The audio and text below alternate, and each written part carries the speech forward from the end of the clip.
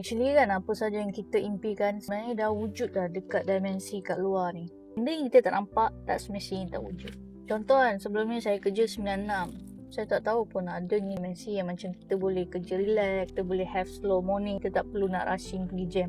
Kita boleh ada lady boss yang baik, kita boleh ada lady boss yang lovely. Sebab sebelum ni selalu dengar kalau ada lady boss ni boleh jadi daripada neraka kan, jadi tak best, jadi stressful. Tapi Alhamdulillah dalam dimensi saya, bila saya jadi seorang personal assistant, I get to experience the different things daripada kerja saya yang dulu. Contoh macam kadang-kadang mula kerja petang, contoh macam pukul 2 ke pukul 3 kan, lepas tu adalah cons dia balik lewat. Tapi kadang-kadang ada hari yang kita macam very simple, very fun. Kadang-kadang teman saya punya bos tu 1 jam je meeting, lepas tu pergi teman dia makan, pergi teman dia shopping. So untuk yang kat luar sana yang rasa macam it's impossible untuk ada dimensi kerja yang seronok, ada bos yang best, kerja yang fun, rasa macam kerja pun ada je benda tu. So apa yang saya nak cakap adalah just dream big, just keep dulu, believe yourself, have faith in Allah. Sebab itulah, jangan bertanya kepada otak yang terbatas, bertanyalah kepada Tuhan yang kuasanya tidak bertepi dan terbatas.